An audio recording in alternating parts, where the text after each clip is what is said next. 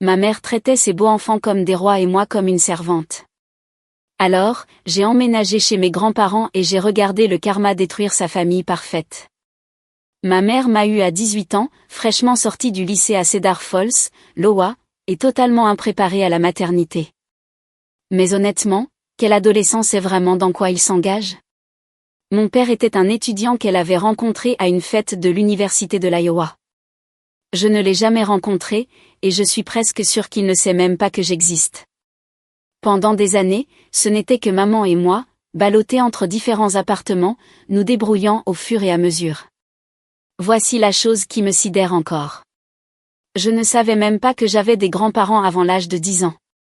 Oui, vous avez bien entendu. Maman m'a complètement caché leur existence. Elle ne voulait pas retourner à Cedar Falls ni dire à qui que ce soit qu'elle avait eu un enfant si jeune. Elle a tout gardé secret, agissant comme si notre style de vie nomade était une grande aventure, juste nous deux contre le monde entier. Au début, j'y ai cru complètement.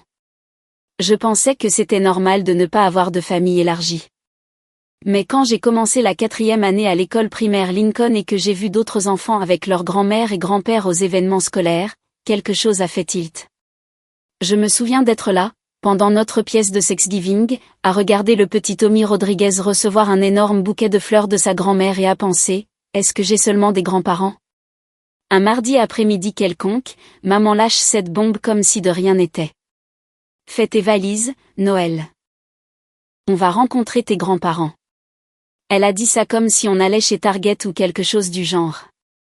J'étais complètement abasourdie parce que je n'avais jamais entendu parler de ces gens auparavant et maintenant on allait juste débarquer chez eux. Je l'ai bombardé de questions pendant les 2 heures de route jusqu'à Cedar Falls. Pourquoi ne leur avons-nous jamais rendu visite avant? Sont-ils gentils? Savent-ils que j'existe? Mais maman continuait d'esquiver, disant que je le saurais bien assez tôt. Ses jointures étaient blanches à force de serrer le volant, et je pouvais voir qu'elle était nerveuse à propos de quelque chose. Quand nous nous sommes garés devant cette charmante vieille maison victorienne sur Elm Street, je vibrais pratiquement de curiosité. Qui étaient ces gens mystérieux? Seraient-ils comme les grands-parents chaleureux qui préparent des cookies comme dans les films? Ou nous claqueraient-ils la porte au nez? C'est alors que maman s'est tournée vers moi avec ce regard étrange dans les yeux et a dit, « Noël, ma chérie, j'ai besoin que tu fasses quelque chose de très important pour moi. » Elle a baissé la voix comme si elle partageait des secrets d'État. « Quand ils ouvriront la porte, je veux que tu te présentes. Dis juste, bonjour, je suis Noël, votre petite fille. » D'accord? Même à 10 ans, je savais que c'était bizarre, mais je voulais faire plaisir à maman, alors j'ai accepté. Nous avons monté les marches grinçantes du porche, et quand la porte s'est ouverte, j'ai lâché exactement ce qu'elle m'avait appris à dire. Le choc sur leur visage était inoubliable. Ma grand-mère, Dorothy, a eu un hoquet de surprise et a couvert sa bouche. Mon grand-père, Walter, est resté là, à me fixer comme s'il avait vu un fantôme. Il n'avait absolument aucune idée de mon existence. Le silence a duré une éternité. Les yeux de grand-mère Dorothy se sont remplis de larmes tandis que grand-père Walter n'arrêtait pas de regarder alternativement maman et moi, comme s'il résolvait une énigme impossible. J'ai senti ce nœud étrange dans mon estomac, comme si j'avais fait quelque chose de mal juste en existant. Maman a finalement sauté le pas avec un rire forcé et a commencé à broder une histoire sur le fait qu'elle avait eu l'intention de m'amener, mais qu'elle n'avait tout simplement pas trouvé le bon moment. Elle n'arrêtait pas de raconter à quel point notre vie avait été merveilleuse, juste nous deux, la faisant passer pour un conte de fées parfait. Pendant ce temps, j'étais là, réalisant que tout ce que je pensais savoir sur notre famille était essentiellement un mensonge. Toute la conversation était pénible à regarder. Maman essayait si fort de faire paraître notre situation intentionnelle et positive, tandis que mes grands-parents étaient clairement blessés et confus d'avoir manqué 10 ans de la vie de leur petite fille. Je pouvais le voir sur leur visage. Ils voulaient être en colère, mais ils essayaient aussi de digérer le fait qu'ils avaient soudainement une petite fille qu'ils n'avaient jamais rencontrée. Après ce qui a semblé des heures de conversation de remplissage gênante dans leur salon confortable rempli de photos de famille que je n'avais jamais vues, maman a finalement révélé la vraie raison de notre présence. Elle avait besoin d'un endroit où nous pourrions rester. Mais au lieu de leur demander elle-même, elle m'a donné un coup de coude et a murmuré, « Vas-y, ma chérie. Demande-leur si on peut rester un petit moment. Alors me voilà, à 10 ans, levant les yeux vers ces étrangers qui venaient de découvrir mon existence. Suppliant pratiquement pour avoir un toit. Je me sentais comme une véritable impostrice, jouant cette comédie pour des gens qui méritaient bien mieux que d'être manipulés par leur propre fille. Mais vous savez quoi? Malgré tout, malgré le choc, la confusion et la blessure, mes grands-parents ont dit oui. Grand-mère Dorothy s'est agenouillée à ma hauteur et a dit, « Bien sûr que tu peux rester, ma puce. C'est aussi ta maison ici. » La gentillesse dans sa voix m'a donné envie de pleurer. Vivre avec eux était étrange au début. La maison sentait les bougies à la vanille et le café frais, si différents des divers appartements entre lesquels maman et moi avions été ballottés. Il y avait des photos de famille partout, des photos de maman enfant, de ses frères et sœurs, de cousins que je n'avais jamais rencontrés. C'était comme découvrir tout un monde secret dont j'avais été exclue toute ma vie. Maman m'a fait promettre de continuer à jouer ce rôle, comme si j'étais une enfant bien élevée issue d'un milieu stable. Elle ne voulait pas que grand-mère et grand-père sachent toutes les fois où nous avions déménagé, la fréquence à laquelle elle me laissait seule quand elle sortait, ou comment je m'étais pratiquement élevée toute seule depuis que j'atteignais la cuisinière. Mes grands-parents ont fait de leur mieux pour que je me sente la bienvenue. Grand-mère préparait ses incroyables pancakes aux myrtilles chaque dimanche matin et s'asseyait vraiment avec moi pendant que je les mangeais, me posant des questions sur l'école et mes amis. Grand-père m'a appris à jouer aux échecs sur ce magnifique jeu en bois qui avait appartenu à son père. Pour la première fois de ma vie, j'ai senti que quelqu'un se souciait vraiment de ce que j'avais à dire. Mais je voyais bien qu'il marchait sur des œufs avec maman, essayant de ne pas la contrarier ou de la faire se sentir jugée. Il posait des questions douces sur notre vie. Et chaque fois que je commençais à répondre honnêtement, maman intervenait pour réorienter la conversation. C'était comme si elle était la metteuse en scène d'une pièce complexe et que je ne faisais que suivre son script. Le plus étrange était de voir ces vieilles photos et de réaliser que maman avait grandi dans ce foyer chaleureux et aimant, avec des parents qui l'adoraient manifestement. Alors pourquoi m'avait-elle tenue à l'écart de tout ça? Pourquoi avait-elle choisi de lutter seule alors qu'elle avait des gens qui nous auraient aidés? Après avoir vécu avec grand-mère et grand-père pendant environ 6 mois, maman a recommencé à sortir. Elle a rencontré un homme nommé Brad dans un café du centre-ville. Il était correct, je suppose. Il travaillait à l'usine John Deere, conduisait un pick-up, semblait assez gentil. Mais avec maman, chaque nouveau petit ami devenait son monde entier. Soudain, Brad était tout le temps chez mes grands-parents. Maman riait à tout ce qu'il disait et préparait des dîners élaborés, comme si elle auditionnait pour le rôle de la petite amie parfaite. Mes grands-parents étaient polis mais clairement mal à l'aise avec cet étranger devenant soudainement une présence permanente dans leur maison. J'ai essayé d'en parler à maman un soir alors qu'elle se préparait pour un autre rendez-vous avec Brad. J'avais 11 ans à l'époque et je commençais à mieux comprendre les relations et les limites. Maman, tu ne crois pas que tu vas un peu vite avec ce type? On vient à peine de s'installer ici. Le regard qu'elle m'a lancé aurait pu glacer le sang. Puis est venu le sermon que j'avais entendu 1 million de fois.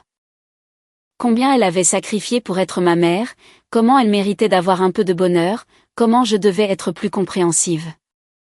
J'ai sacrifié toute ma jeunesse pour toi, Noël, dit-elle en appliquant du mascara dans le miroir du couloir. Le moins que tu puisses faire, c'est d'être heureuse pour moi quand je trouve quelqu'un qui tient à moi. Cette phrase, « J'ai sacrifié toute ma jeunesse pour toi », me frappait comme un coup de poing dans l'estomac à chaque fois. Elle me faisait sentir comme ce terrible fardeau qui avait ruiné sa vie juste en existant.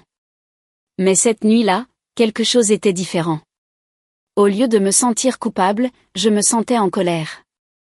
Elle n'avait rien sacrifié pour moi. Au contraire, je m'étais occupée de moi-même pendant qu'elle courait après la dernière nouveauté qui attirait son attention. À partir de ce moment, j'ai simplement arrêté d'essayer d'avoir ces conversations avec elle. À quoi bon? Elle n'allait jamais écouter, et j'en avais assez de sentir que je devais m'excuser d'exister. La situation avec Brad a empiré quand maman a commencé à me laisser chez mes grands-parents pendant des week-ends entiers sans même prendre de nouvelles. Elle me déposait le vendredi après-midi avec un rapide « on se voit dimanche soir », puis disparaissait dans sa petite bulle romantique parfaite. Mes grands-parents ne se sont jamais plaints, mais je pouvais voir l'inquiétude dans leurs yeux. La partie vraiment humiliante était la façon dont maman m'exhibait chaque fois qu'elle voulait impressionner Brad. S'il venait dîner, soudain j'étais la star du spectacle. Noël, raconte à Brad ton projet de science, ou joue ce morceau de piano que tu as travaillé. Je me sentais comme un animal de cirque dressé, exécutant des tours pour prouver quelle excellente mère elle était. Mais dès que Brad partait, je redevenais invisible. Maman était sur son téléphone à lui envoyer des textos ou à planifier leur prochain rendez-vous, m'ignorant complètement à moins qu'elle n'ait besoin de quelque chose. C'était comme si je n'existais que lorsqu'il y avait un public pour assister à sa performance de mère. Puis est venue la conversation qui a tout changé. Maman m'a fait asseoir un soir et a mentionné nonchalamment que Brad avait 2 jeunes enfants, Tyler et Sophia, âgés de 6 et 8 ans, de son précédent mariage. N'est-ce pas excitant, Noël ? Tu vas peut-être enfin pouvoir être une grande sœur. Je n'étais pas excitée. J'étais méfiante. D'après mon expérience, l'enthousiasme de maman pour les enfants des autres ne se terminait jamais bien pour moi. Mais j'ai hoché la tête et joué le jeu, parce que c'est ce qu'on m'avait appris à faire. Faire plaisir à maman.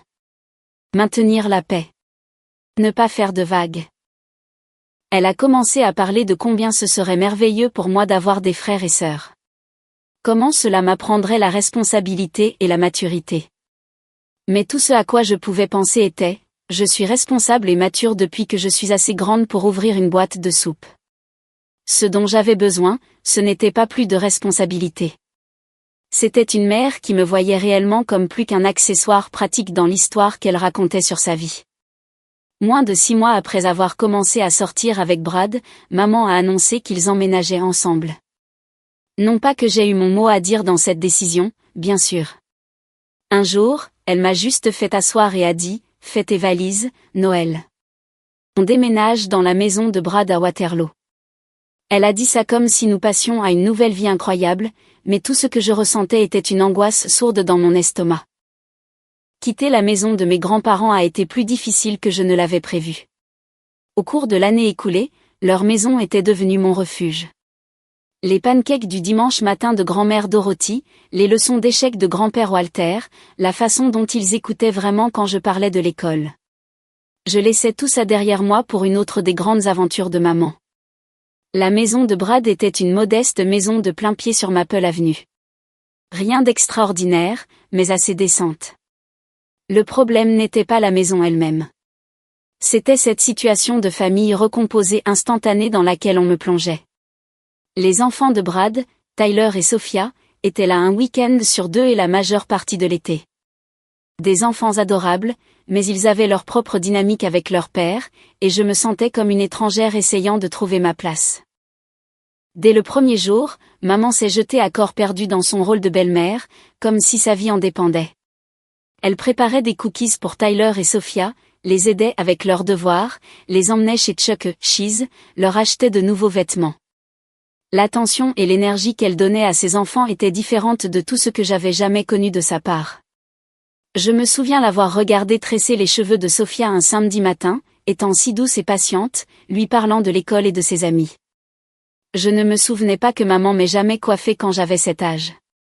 J'avais appris à me brosser les cheveux moi-même et à les attacher en queue de cheval parce que demander de l'aide se soldait généralement par des soupirs d'agacement. Le pire, c'était la façon dont elle me désignait comme la baby-sitter et le comité d'animation attitré. Noël, pourquoi n'emmènes-tu pas Tyler et Sophia au parc, ou, Noël, peux-tu aider Sophia avec ses devoirs de maths pendant que je prépare le dîner? J'avais 12 ans, mais soudain, j'étais responsable de m'assurer que les enfants de Brad s'amusaient et se sentaient les bienvenus. Ne vous méprenez pas, Tyler et Sophia étaient de bons enfants. Tyler était obsédé par les dinosaures et me racontait des faits fascinants sur les ptérodactyles pendant des heures. Sophia adorait dessiner et me faisait des dessins élaborés de licornes arc-en-ciel. Dans d'autres circonstances, j'aurais peut-être aimé être leur grande sœur, mais ça me faisait mal de voir maman être le genre de parent pour eux qu'elle n'avait jamais été pour moi. Elle était patiente quand Tyler faisait des crises de colère à l'heure du coucher. Elle célébrait les bonnes notes de Sophia avec des friandises spéciales et des louanges. Elle se souvenait de leur collation préférée et s'assurait toujours qu'il y en ait dans le garde-manger. Pendant ce temps, si j'avais besoin d'aide pour quoi que ce soit, j'avais droit à la rengaine habituelle. Tu es assez grande pour te débrouiller toute seule, Noël. Si j'avais une mauvaise journée à l'école, elle était trop occupée avec sa nouvelle famille pour le remarquer. Si j'accomplissais quelque chose qui méritait d'être célébré, elle était distraite par ce dont Tyler ou Sophia avaient besoin. La situation de vie est devenue encore plus compliquée lorsque maman a décidé que nous devions tous nous lier en tant que famille.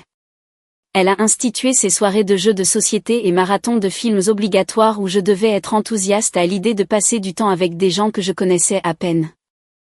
Brad était assez gentil, mais je sentais qu'il me voyait comme faisant partie du lot qu'il avait accepté pour être avec maman, pas comme quelqu'un avec qui il voulait vraiment une relation. La goutte d'eau qui a fait déborder le vase est arrivée quand maman a suggéré que je cède ma chambre chaque fois que Tyler et Sophia venaient pour qu'ils aient plus d'espace pour jouer.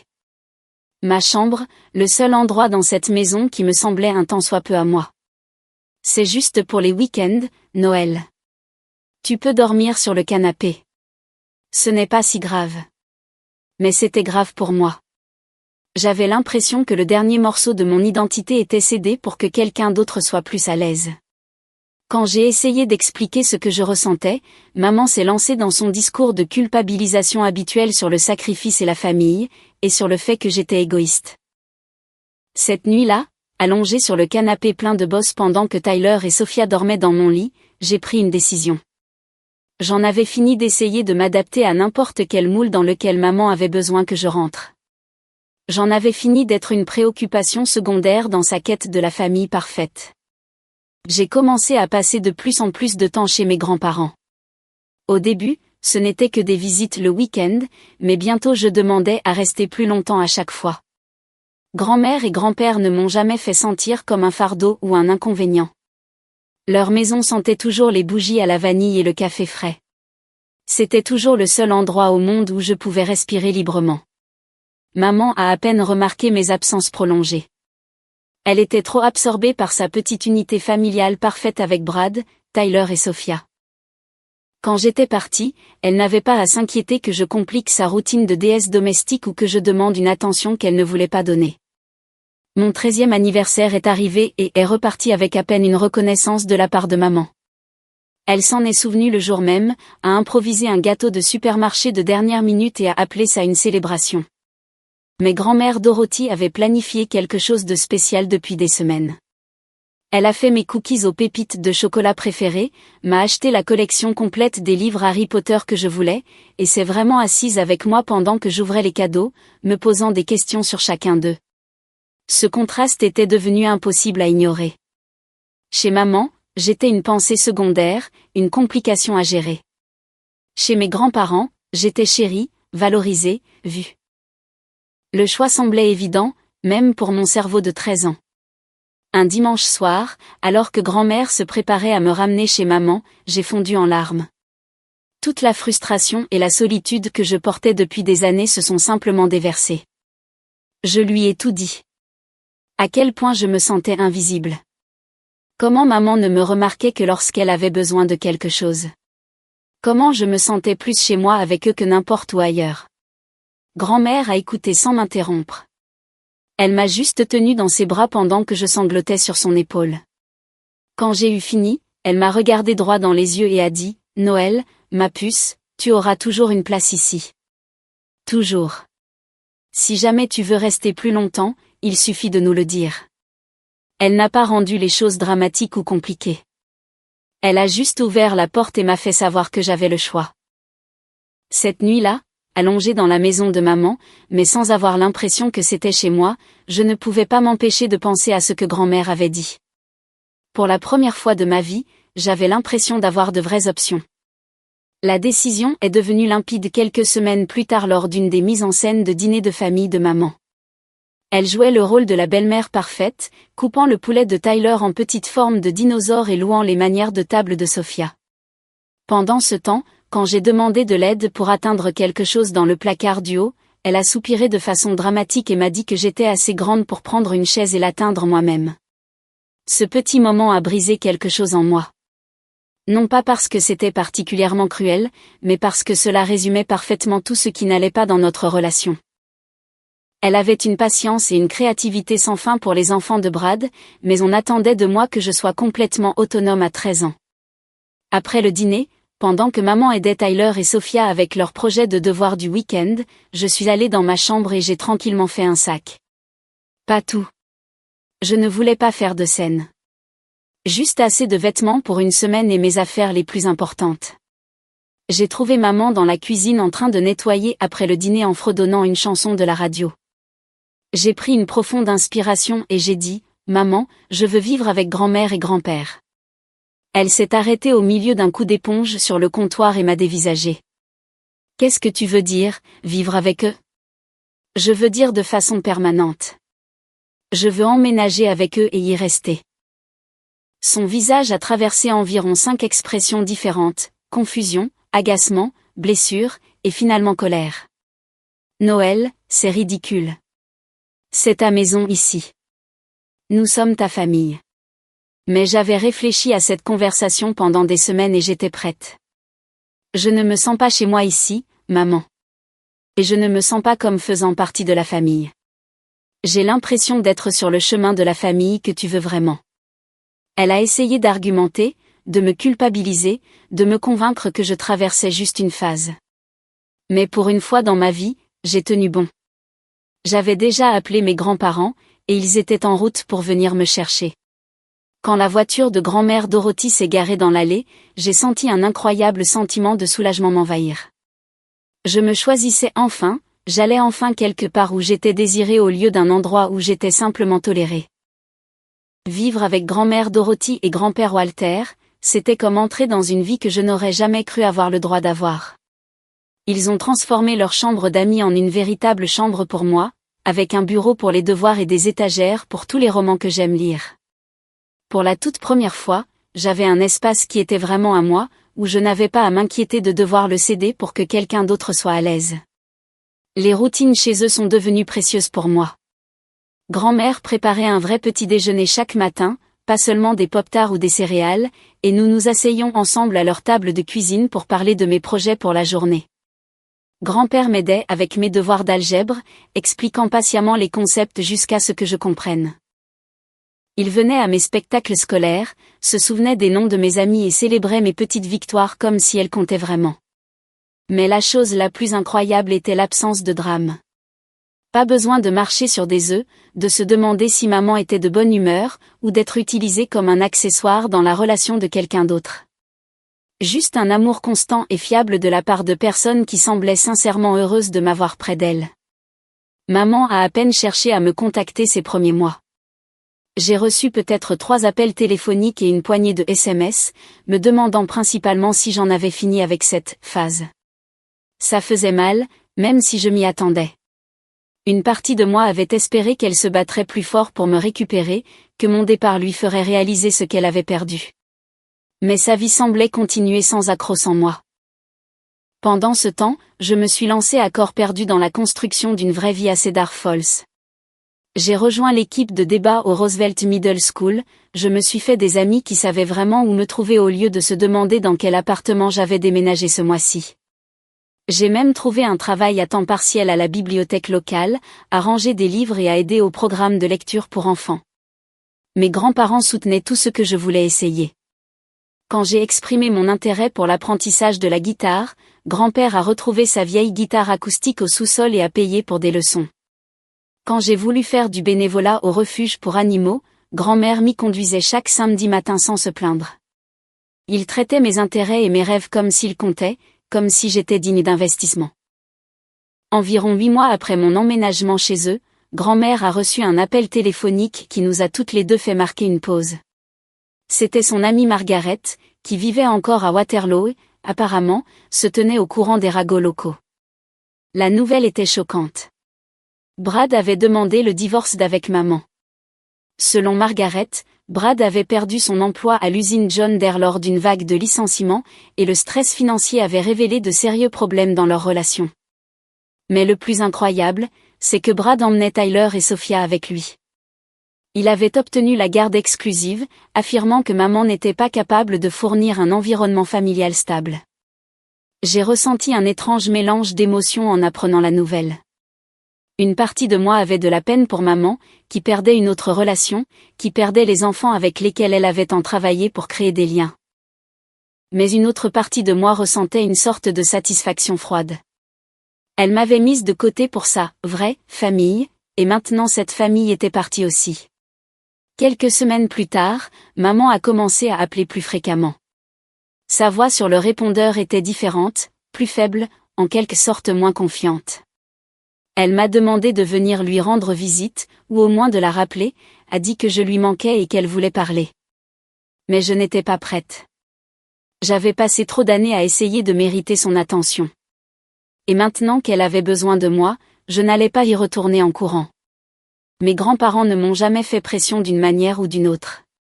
Ils me disaient quand elle appelait, me transmettaient ses messages. Mais ils n'ont jamais essayé de me culpabiliser pour que je réponde. C'est à toi de décider, ma puce, disait grand-mère.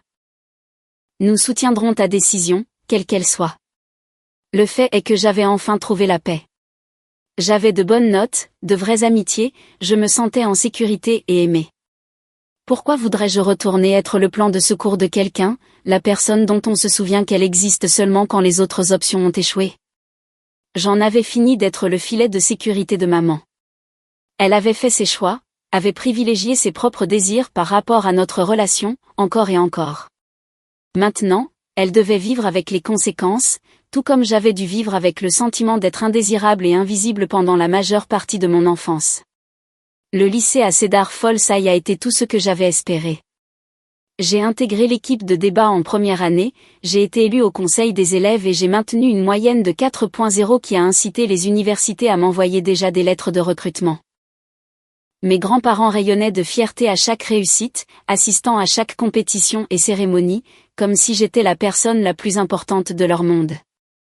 Les appels de maman sont devenus moins fréquents avec le temps, pour finalement se réduire à des nouvelles pour les fêtes et des messages d'anniversaire. Elle avait emménagé dans un petit appartement de l'autre côté de la ville, avait pris un emploi dans un bureau d'assurance et semblait essayer de reconstruire sa vie à partir de zéro. Une partie de moi se demandait si elle réfléchissait un jour au choix qu'il avait mené là, mais honnêtement, ce n'était plus mon problème. Le véritable test est venu pendant ma dernière année de lycée quand j'ai été acceptée à l'université de l'Iowa avec une bourse d'études partielles. C'était la même université où maman avait rencontré mon père toutes ces années auparavant, l'endroit où son histoire et la mienne avaient commencé. Mais je n'y allais pas pour poursuivre des fantômes ou essayer de comprendre son passé. J'y allais pour construire mon propre avenir. Lors de ma cérémonie de remise des diplômes, j'ai balayé la foule du regard et j'ai vu mes grands-parents au 3e rang. Grand-père tenant son téléphone pour enregistrer mon discours de major de promotion. Grand-mère essuyant des larmes de fierté. Ils avaient été ma vraie famille depuis le début. Les gens qui étaient là, qui ont investi dans mes rêves, qui m'ont aimé de manière constante plutôt que conditionnelle. Maman est venue à la remise des diplômes. Elle était assise à l'arrière, seule, l'air plus âgé et plus fatigué que dans mon souvenir. Quand la cérémonie s'est terminée, elle s'est approchée de nous avec hésitation, comme si elle n'était pas sûre d'être la bienvenue. « Félicitations, Noël, dit-elle doucement. Je suis fière de toi. » Je l'ai remerciée poliment, mais je n'ai rien ressenti. Pas de colère, pas de tristesse, pas de désir de réconciliation. Elle était devenue une étrangère pour moi, quelqu'un que j'avais connu qui avait fait des choix différents de ceux que j'aurais fait. J'avais dépassé le besoin de son approbation ou de ses explications. Je sais que j'ai tout gâché, a-t-elle poursuivi, sa voix à peine audible au-dessus de la foule. Je sais que je n'ai pas été la mère dont tu avais besoin. Je veux juste que tu saches que je suis désolée et que je t'aime. J'ai regardé cette femme qui m'avait donné naissance mais qui ne m'avait jamais vraiment élevée, qui m'avait appris plus sur ce que je ne voulais pas devenir que sur ce que je voulais être. Je te pardonne, maman, ai-je dit, et je le pensais. Mais pardonner ne veut pas dire oublier. J'espère que tu trouveras le bonheur, mais moi, j'ai trouvé le mien. Je me suis installée dans ma chambre d'étudiant à Iowa avec excitation plutôt qu'avec peur. Mes grands-parents m'ont aidé à déballer mes affaires. Grand-mère s'inquiétant de savoir si j'avais assez de vêtements chauds. Grand-père s'assurant que j'avais sa vieille boîte à outils, juste au cas où. Il m'avait donné quelque chose que maman n'aurait jamais pu me donner. Les fondations d'un amour inconditionnel qui m'a rendue assez confiante pour construire ma propre vie. En y repensant maintenant, je suis reconnaissante pour chaque moment difficile qui m'a menée à la porte de mes grands-parents. L'incapacité de maman à me faire passer en premier m'a appris à apprécier les gens qui le font. Sa recherche constante de validation externe m'a montré l'importance de l'estime de soi qui vient de l'intérieur. Le fait qu'elle me traite comme une préoccupation secondaire m'a rendu déterminée à faire en sorte que les gens que j'aime se sentent vus et valorisés. Je me suis spécialisée en travail social, attirée par l'aide aux enfants qui se sentent perdus dans leur propre famille. Chaque enfant avec qui je travaille maintenant bénéficie des leçons que j'ai apprises pendant ces années de solitude. Que l'amour n'est pas censé se mériter, que la famille est autant une question de choix que de sang, et que parfois la chose la plus courageuse que l'on puisse faire est de s'éloigner des gens qui n'apprécient pas votre valeur. Maman et moi nous échangeons des cartes de Noël maintenant, des nouvelles polies de nos vies séparées. Elle ne s'est jamais remariée, n'a jamais eu la grande famille qu'elle semblait désirer si désespérément. Je n'en tire aucune satisfaction. J'espère juste qu'elle a finalement appris à être heureuse avec elle-même. Quant à moi, je suis exactement là où je suis censée être. J'ai des gens qui m'aiment, un travail qui m'épanouit, et la sagesse durement acquise qui vient du fait de se choisir soi-même quand personne d'autre ne le fera. Maman m'a traitée comme une servante tout en mettant les autres sur un piédestal. Mais à la fin, cela m'a appris la leçon la plus précieuse de toutes. Ne vous contentez jamais d'être une préoccupation secondaire pour quelqu'un quand vous pourriez être la priorité de quelqu'un d'autre. Et le karma.